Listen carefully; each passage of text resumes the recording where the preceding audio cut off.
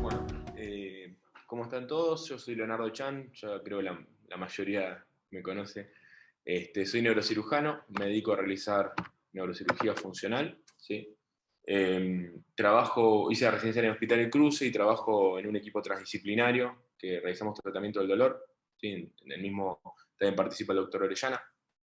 Además trabajo en varios centros de dolor. Y lo que quería hablar principalmente son los pacientes que van a ver o que van a llegar a su consultorio, y que no son pocos, que son muchos, que son pacientes que tienen imagen normal, una clínica media dudosa, ¿sí? Y no hay nada para hacer quirúrgicamente. Entonces el neurocirujano o el ortopedista no sabe realmente qué hacer con estos pacientes, ya que no le podemos ofrecer ningún tipo de procedimiento quirúrgico para resolver ese dolor. Entonces es importante tener conocimiento de ciertas cosas, de farmacología, de conocimiento de cuáles son las fisiopatologías del dolor para poder tratarlas. A modo de ejemplo, les traigo este caso de una paciente de 60 años, ¿sí? Que tenía lumbalgia invalidante hace 2 años. Además, esa lumbalgia tiene una irradiación al glúteo izquierdo y con una intensidad en la escala visual analógica de 9 en 10. ¿Sí? La paciente se quejaba, pero sin embargo la resonancia no tenía ninguna compresión en ningún punto, no tenía un disco, no tenía un canal estrecho, ¿sí?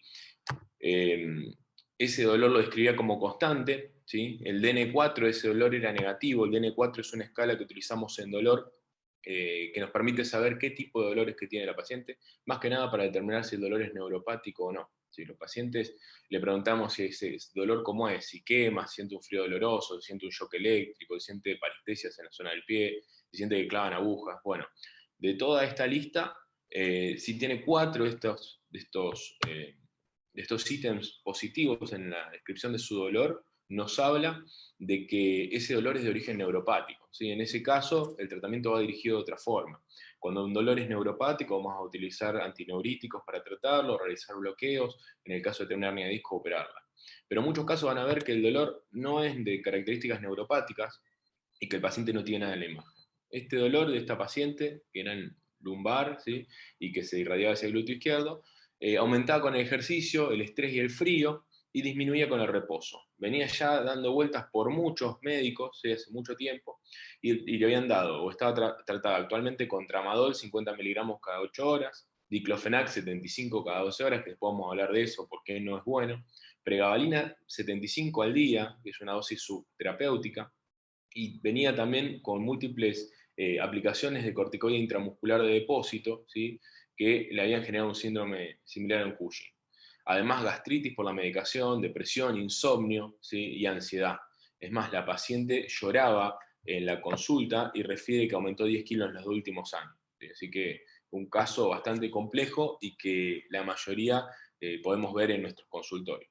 Y es ahí cuando decimos qué hacemos, porque no tenemos que ofrecerle quirúrgicamente al paciente. El LASEK era negativo, ¿sí? El dolor aumentaba la palpación de los músculos paravertebrales, el cuadrado lumbar izquierdo, el glúteo menor y el piramidal homolateral, que ahora vamos a hablar un poquito de esto. Y no había dolor a la palpación de las apófisis espinosas ni la faceta, entonces no sería un síndrome facetario, y en las placas dinámicas no se veía ningún tipo de listesis. Entonces, ¿cómo diagnosticamos a esta paciente? Con un dolor que se determina como miofacial, ¿sí? No es solo el dolor del músculo, sino que además del músculo es un dolor de las fascias. Este es un fenómeno que se da por la activación de múltiples puntos gatillos latentes, y estos puntos gatillos, también llamados trigger points, son nódulos palpables en una banda tensa muscular. ¿Sí? Ustedes van a ver que el paciente tiene dolor en ciertos puntos, que ahora vamos a hablar de los atlas que escribió Travel y Simmons, ¿sí? Que son los atlas que muestran los músculos y hacia dónde se irradia el dolor. Y ustedes van a ver que al palpar ciertos músculos va a desencadenar tanto dolor local como una irradiación. Y esa irradiación puede simular algún tipo de neuropatía, ¿sí? Por ejemplo, el glúteo menor se puede irradiar a la cara posterior de la pierna, incluso a la cara lateral, simulando un patrón como un L5. Sin embargo, el LASEK va a ser negativo, pero este punto miofacial no va tener un territorio neuropático establecido, ¿sí? No es exactamente igual que en una compresión, por ejemplo, por un disco de esa raíz. Además, el dolor puede estar asociado a otros cuadros. El paciente puede tener una hernia de disco, ¿sí? Una discopatía, por ejemplo, lumbar, y presentar, además del dolor neuropático, ¿sí? Un dolor miofacial asociado. Los pacientes hacen una posición antálgica, ¿sí? Para tratar de, digamos, de disminuir la compresión del neuroforamen, y entonces van a empezar a caminar y la biomecánica del músculo va a ser distinta. De esa forma el paciente va a tener un aumento del dolor, y además coincidente con el dolor neuropático de la hernia de disco, va a presentar una lumbalgia asociada de tipo miofacial. Y a veces uno opera al paciente del disco y el paciente persiste con el dolor, entonces también hay que tratarlo. También se puede asociar a canal estrecho, ¿sí? A latigazos cervicales. Las migrañas, por ejemplo, pueden estar asociadas a dolor miofacial de los trapecios, es muy frecuente, incluso a todos los músculos que se insertan en la línea nucal superior, ¿sí? Incluso simulando una cefalea. Y también incluso hasta los dolores pélvicos crónicos, que en muchos casos he recibido pacientes que le han hecho varios tipos de tratamiento y simplemente tienen dolor miofacial de los aductores. El trigger point es un área pequeña, ¿sí? Que es una banda de tensión que a la compresión se irradia a una zona definida, ¿sí? Son puntos donde se produce una desorganización de las fibras musculares con posterior fibrosis, ¿sí? Pero sin embargo estos puntos, como hemos dicho previamente, no respetan un segmento o de un nervio periférico o de un dermatoma. El dolor es sordo, profundo y se desencadena la palpación, eso lo van a ver bastante frecuentemente, y además hay limitación del rango de movimiento, debilidad, y puede haber disturbios autonómicos en la zona, ¿sí? Vamos a ver cuando hacemos punción seca, para tratar esto va a aparecer eritema y aumento de la temperatura local. Además pueden tener disfunciones en la propiocepción, que también uno lo confundiría con un dolor neuropático, pero en estos casos es bastante característico. Acá les dejo un par de esquemas. Esto es un atlas que se llama de Travels y Simmons, que son unos fisiatras que hace muchos años describieron los diferentes músculos y en ellos vieron que a la palpación a dónde se irradiaba. Y por ejemplo acá tenemos el ejemplo del cuadrado lumbar, que es un músculo que se ubica y lo pueden palpar en el paciente entre las costillas y la cresta lumbar, profundo en la región paravertebral, y van a ver que al presionarlo muchas veces va a ver cómo se irradia hacia la cara posterior del, digamos, del glúteo, y a veces algunos consideran que esto puede llegar a ser un dolor L5, ¿sí? Incluso también se puede irradiar hacia la cara lateral de la cresta ilíaca, e incluso también son tratados como una trocanteritis de forma falsa. Los músculos iliocostales y longuísimos del tórax se irradian también hacia la región del glúteo, ¿sí? También hay que tenerlos en cuenta. En estos atlas, en la región roja que van a ver, se ve hacia dónde se irradia el dolor. Y las cruces son los trigger points, o los puntos gatillos que tenemos que tratar, tanto con proloterapia o con aguja seca o acupuntura, ¿sí? Con alguna de esas técnicas. Estos son otros, esto es una aplicación que se llaman Trigger Points, que la pueden bajar de cualquier digamos, dispositivo de Android o de iPhone, donde muestra los Trigger Points en los diferentes músculos y hacia dónde se irradia. Entonces es una ayuda bastante buena para tratar los pacientes en el consultorio cuando estamos solos. Por ejemplo, esto es lo que le había hablado, el glúteo menor, que vamos a ver acá, cómo estos dos pequeños puntos gatillo en este músculo tan pequeño pueden irradiar y simular una ciática L5 o S1, ¿sí? Si la resonancia da confusión, primero hay que descartar estos dolores para no operar al paciente de gusto, porque probablemente lo operemos y no va a mejorar su condición, ¿sí? Obviamente por eso hay que diagnosticarlo bien, haciendo tanto las maniobras semiológicas como preguntando y haciendo un buen interrogatorio para determinar si el dolor es realmente neuropático o no. El piramidal, que lo va a estar comprometido en muchos de los pacientes, ¿sí? Acá podemos observar, ahora voy a correr esta pantalla, cómo tenemos las dos, cómo tenemos los dos trigger points en el piramidal y cómo se irradia, y esto también se puede confundir con lo que es una trocanteritis, ¿sí? Más esquemas de nuestra aplicación, que es la aplicación Trigger Points, de glúteo menor y cómo se irradia, y lo que es el piramidal. Esta maniobra se llama maniobra de pinza rodado o pinza de Griolet, en donde uno lo que va a hacer es hacer como pellizcar la piel y ir rodándolo. Los pacientes que tienen mucho dolor en la fascia tóracolumbar van a saltar de dolor Y en estos casos vamos a determinar la zona en la cual el paciente dice que le duele. Lo vamos a comenzar en la parte inferior y va a decir dónde comienza a doler y dónde deja de doler de forma bilateral. Y lo podemos trazar con una lapicera, ¿sí? Cuáles son los territorios, y con un ecógrafo buscar la fascia toracolumbar y infiltrarla, por ejemplo, con dextrosa y lidocaína o con plasma rico en plaquetas, y de esa forma mejorar muchísimo el dolor. Mejoran bastante de forma inmediata esto. Entonces, ¿cómo tratamos a un paciente con dolor miofacial? Bueno, tenemos 3 patas en el tratamiento. La primera es la medicación, la segunda son los procedimientos que podemos realizar en el consultorio, que son procedimientos invasivos, por decirlo así, son procedimientos intervencionistas, pero son mínimamente invasivos, lo podemos realizar en nuestro consultorio. Y finalmente la fisioterapia. Con respecto a la medicación, ¿sí? Tenemos un amplio esquema y el paciente que ya viene con un dolor crónico, no podemos darle solo un tratamiento, ¿sí? Tenemos que hacer una combinación con varios tipos de medicamentos. Lo que yo utilizo principalmente son los analgésicos atípicos, ¿sí? También puede ser el paracetamol o la dipirona.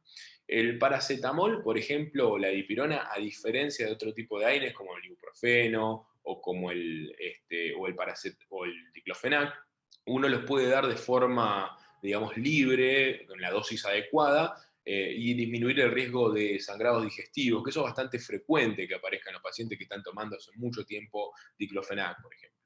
Dipirona podemos dar desde 1 gramo cada 8 horas, que es la dosis mínima, hasta 2 gramos cada 6. ¿Sí? Eso es bastante, es un buen analgésico. También el paracetamol, 1 gramo cada 8 horas. El problema es que la dipirona vienen comprimidos en Argentina de 500 miligramos, entonces el paciente tiene que tomar bastante medicación. Con respecto a los relajantes musculares, siempre que haya un dolor miofacial tenemos que hacer un relajante muscular, podemos utilizar diazepam o Pridinol.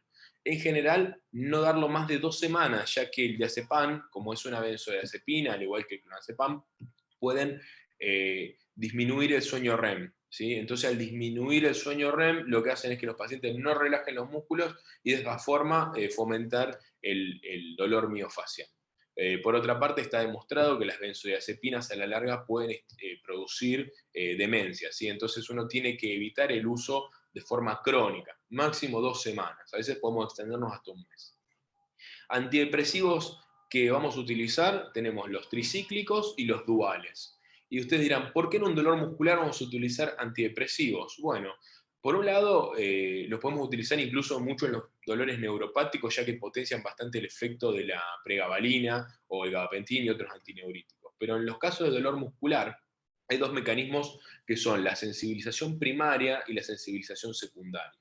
En la vía del dolor, ¿sí? En los receptores que se encuentran en la piel o en articulaciones ingresan, ¿sí?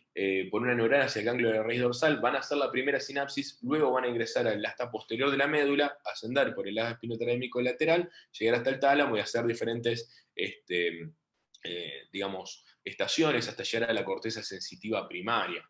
Cuando se encuentra en el asta de la raíz dorsal, tenemos un fenómeno que se llama sensibilización primaria. Cuando el paciente tiene un dolor más de 3 meses, que ya se vuelve un dolor crónico, empieza a haber un reclutamiento de receptores, ¿sí? Porque el cuerpo detecta que este dolor lo está afectando y ya no es productivo para cuidarse de ese dolor, sino que se está volviendo en contra.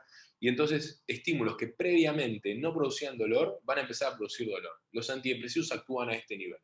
Con respecto a la sensibilización secundaria, es que cuando la vía del dolor ingresa a nivel cerebral, hace sinapsis en el sistema límbico y le genera un componente emocional a la sensación de dolor. ¿Sí? Entonces los pacientes comienzan, ya estamos hablando de dolores severos, comienzan a catastrofizar, ver un dolor que uno podría escribir en 2 en 10, como de 10 en 10, ¿sí?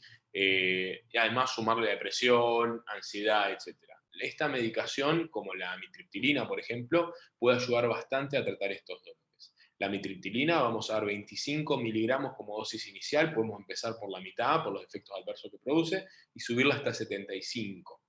La amitriptilina tiene como contraindicación muy importante los glaucomas de ángulo cerrado y las arritmias, ¿sí? Así que hay que tener cuidado con eso. Por otro lado tenemos los duales, como la venlafaxina y la duloxetina. La venlafaxina no se le puede dar a los pacientes hipertensos y la duloxetina tiene varios efectos adversos que hay que conocerlos para ver en qué paciente conviene indicar. Después, continuamos. Aceite de CBD. Actualmente está bastante en vilo el aceite de cannabis. Hay que tener en cuenta un par de factores con respecto a esto. Con respecto al aceite de cannabis, tiene dos componentes, el componente de THC y el CBD. El CBD se puede dar en un máximo un 39,9%, un 40%, y el THC en general tratamos de evitarlo en la mayoría de los pacientes con dolor. Reservamos los aceites que tienen THC para los pacientes oncológicos y los que tienen CBD solamente para los pacientes que tienen dolores de otro tipo.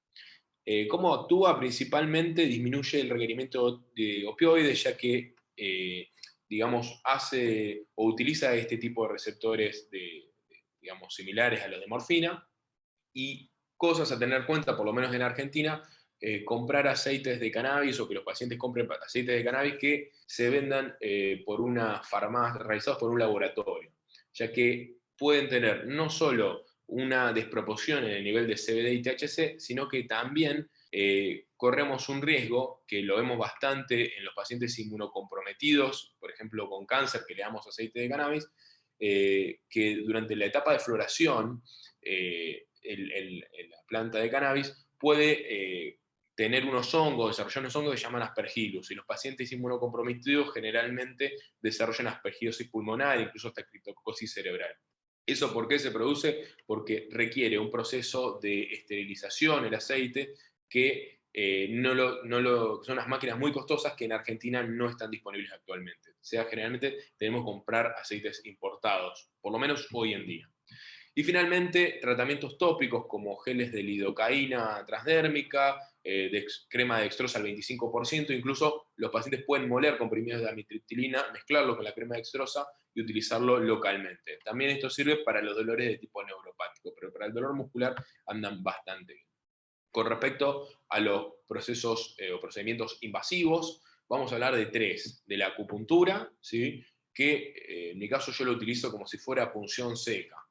Las fibras digamos, musculares en un punto gatillo se encuentran remodeladas de una forma caótica, ¿sí? No se encuentran paralelas, y lo que tienen es que lo que hacemos nosotros cuando hacemos, por ejemplo, digitopuntura, que eso lo hacen los kinesiólogos, queremos generar una necrosis en el punto de dolor. Al colocar una aguja en esa zona, estamos buscando generar una necrosis y generar un espasmo en el músculo que genere la remodelación digamos, en esta fibra muscular que ya está enferma.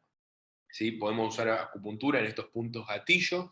Además, que por ejemplo acá, en este caso, una paciente con una lumbalgia tenía dolor también en el piramidal, en el glúteo menor, que es lo que vemos en las cruces que hemos visto en los dibujos anteriores, y en los paravertebrales. Luego de realizar esto, la paciente mejora por lo menos un 60% del dolor en general, si está bien diagnosticado.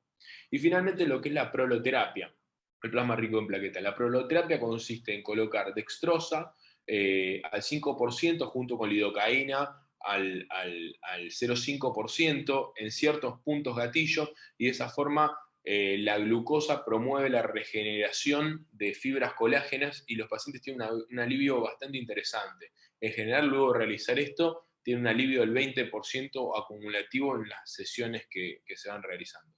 Obviamente, el diagnóstico tiene que ser muy certero en lo que es digamos, el síndrome doloroso. Si el paciente tiene una compresión por un canal estrecho o un disco, no va a mejorar bajo ningún punto realizando estos tratamientos. Puede mejorar el componente miofacial, pero no el componente, digamos, neuropático. Finalmente, lo que vamos a requerir como un aliado es un kinesiólogo de confianza que trabaje bien, que esté bastante tiempo con los pacientes. Está demostrado que el dolor miofacial mejora mucho con la digitopuntura, que es comprimir los puntos gatillo por lo menos 60 segundos. Incluso los alivios se pueden ver hasta 4 semanas, o los resultados hasta 4 semanas posterior a este procedimiento. La evidencia científica habla que el ultrasonido es la única de las técnicas que utilizan los kinesiólogos que puede mejorar, refiriéndonos obviamente no a magneto, etc., mejora el dolor miofacial. Obviamente tiene que trabajar mucho lo que es el fortalecimiento, la elongación de los grupos musculares. Algo que podemos hacer con los pacientes que tienen un dolor, por ejemplo, en algún punto específico, decirles que utilicen una pelota de tenis, que se la apoyen en el punto gatillo y se apoyen contra la pared y la muevan lentamente, y con el peso del cuerpo mejoran bastante. Estas son herramientas que uno les da a los pacientes en el consultorio cuando está solo, ¿sí?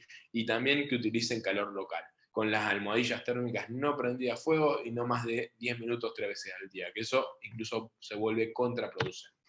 Como conclusión, nosotros somos neurocirujanos, en mi caso yo sé de tratamiento del dolor, hice una formación específica en eso, pero muchas veces, en realidad siempre, es importante tener aliados dentro del consultorio. En nuestro caso lo atendemos de una forma transdisciplinaria, que es con kinesiólogos, psicólogos, médicos clínicos, todo en el mismo tiempo, evaluando al paciente en la consulta, ¿sí? Lo evaluamos al mismo tiempo, pero también que sea multidisciplinaria o interdisciplinaria, es decir, consultando a los otros especialistas, nos va a aportar mucho para tratar el paciente, ¿sí? El diagnóstico del síndrome doloroso es muy importante, ya que un dolor neuropático es muy diferente de tratamiento que un síndrome miofacial o incluso un dolor axial. Uno tiene que tener en cuenta eso. Hay que tener conocimiento de la farmacología, que es muy amplia. Esto no es como una receta que uno dice, bueno, este paciente tiene esto, le doy esto, este paciente tiene el otro, sino que hay que elegir al paciente de forma artesanal y ver la dosis. Y finalmente, que nos va a pasar bastante ver pacientes que no tienen nada en la imagen, pero que vienen y que insisten y que insisten y que insisten y ya ellos mismos piden que lo operemos. No hay que hacer una cirugía si el paciente no tiene una correlación clínico-radiológica correcta. Bueno, desde ya muchas gracias y dejo mi email y mis redes sociales por cualquier consulta que me quieran hacer. Bueno, gracias.